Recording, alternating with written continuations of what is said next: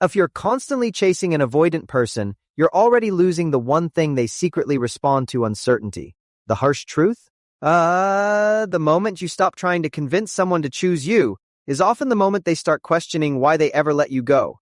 And if you're an empath who's been hurt repeatedly, what happens next isn't weakness. It's a transformation most people never see coming. One of the most misunderstood truths about human behavior is that the harder you chase someone, the safer they often feel leaving. Most people assume that if they show enough love, patience, understanding, or effort, the other person will eventually recognize their value and stay. But psychology doesn't always work that way. When someone becomes convinced that you will always be there no matter how they behave, they stop feeling the weight of losing you. Your constant reassurance removes the very uncertainty that forces people to reflect on what they have. This is why many people fire on themselves, trapped in a painful cycle. The more distance they feel from someone, the more they pursue, and the more they pursue, the less urgency the other person feels to invest.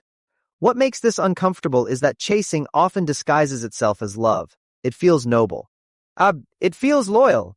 But beneath it is usually fear: the fear of losing someone, the fear of being forgotten, the fear that if you stop trying, everything will fall apart.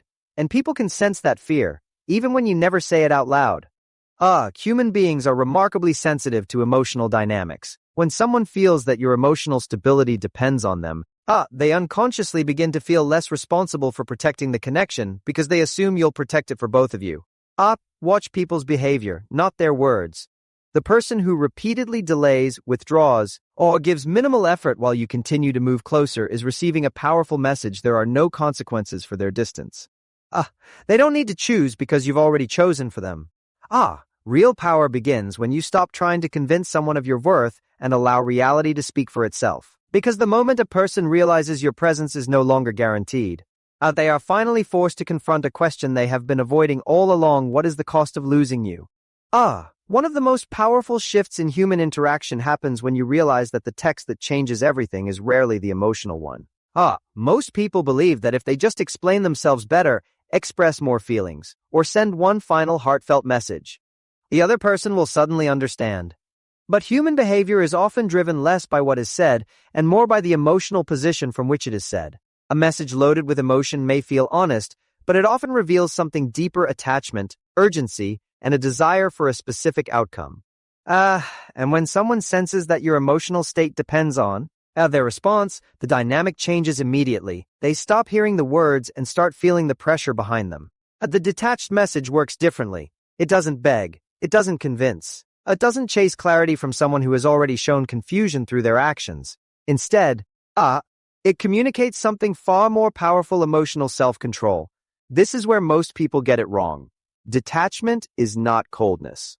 It is not pretending not to care. It is caring without surrendering your peace to another person's choices. Imagine two people after a disappointing experience. One sends paragraphs seeking answers, closure, and reassurance. The other sends a calm, respectful message and then continues with their life. Which person appears harder to lose? Which person creates space for reflection? Human beings often value what feels capable of walking away. What creates attraction, respect, and curiosity is not emotional intensity. It is emotional stability. The detached text quietly signals that you are no longer trying to force an outcome. You are simply observing reality and responding to it. That shift is subtle, but psychologically it changes everything. Because the moment someone realizes they can no longer control your emotions through their attention, at distance or silence, they are forced to see you differently. And nothing is more unsettling than realizing the person who once waited for your response no longer needs it. One of the most misunderstood transformations in human behavior happens when an empath is hurt repeatedly. Most people imagine that pain makes an empath softer, more forgiving, or more willing to keep understanding everyone else's struggles. For a while, that may be true. An empath often gives second chances because they can see the wounds behind someone's behavior. They explain away red flags, justify inconsistency, and convince themselves that patience will eventually be rewarded. But there is a psychological threshold that people talk about. When hurt becomes a pattern instead of an exception, something begins to change. The empath stops looking at intentions and starts looking at outcomes. This shift is subtle at first. They still listen, they still care. But they begin collecting evidence instead of excuses. They notice who only reaches out when they need something. They notice who apologizes without changing. They notice who enjoys receiving understanding but never offers it in return. What makes this transformation powerful is that it isn't driven by anger.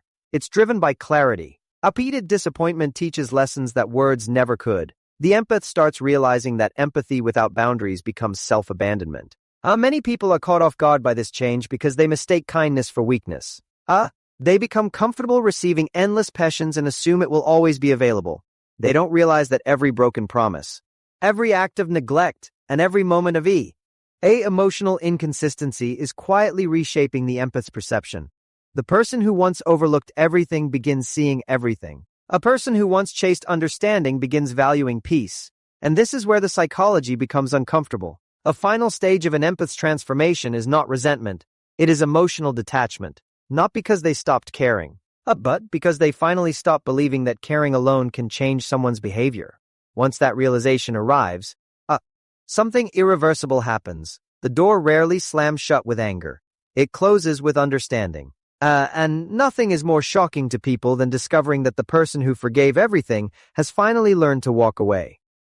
One of the deepest truths about human behavior is that people's intentions are rarely revealed through what they say they are revealed through what they repeatedly do, yet most people spend their lives listening to promises while ignoring patterns. This is where self-deception quietly begins. A person can tell you they care, they can tell you they are serious. They can tell you they value your presence in their life. But if their actions consistently move in the opposite direction, their behavior is telling a different story. And behavior, unlike words, has no incentive to impress you. A reason this truth is uncomfortable is because patterns require passions to see. A single act can be explained away. A missed call can be forgiven. A canceled plan can be understood. But when the same behavior appears again and again, it stops being an accident and starts becoming a message. Most people miss this because they become emotionally attached to potential.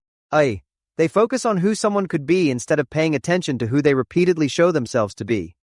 Human beings have an incredible ability to ignore evidence when it conflicts with what they want to believe. Watch what happens after conflict. Watch what happens when effort is no longer all convenient. Watch how someone behaves when there is nothing immediate for them to gain. These moments reveal character more accurately than any romantic speech or emotional declaration ever could. Patterns expose priorities. Reveal where attention naturally goes, what someone truly values, and how much responsibility they are willing to take for the people they claim to care about. Most emotionally intelligent people understand a secret that others learn too late. Intentions may explain behavior, but patterns predict it. Once you stop getting hypnotized by words and start studying repetition, people become far easier to understand. You stop chasing clarity because the clarity has been there all along. And one of the most painful awakenings in life is realizing that someone's true intentions were never hidden from you, you were simply listening to. Their promises louder than their patterns. One of the most misunderstood forms of power is silence. Most people see silence as weak, idleness, avoidance, or a lack of confidence. They assume that if you are not speaking, explaining, defending yourself, or fighting for someone's attention, then nothing is happening. But psychology reveals something very different. Silence is often where the most important information is uncovered. The reason people rush to fill silence is because silence creates discomfort. And discomfort has a way of exposing what words can hide. Think about what happens when someone pulls away and you immediately chase them with questions, explanations, and emotional reactions.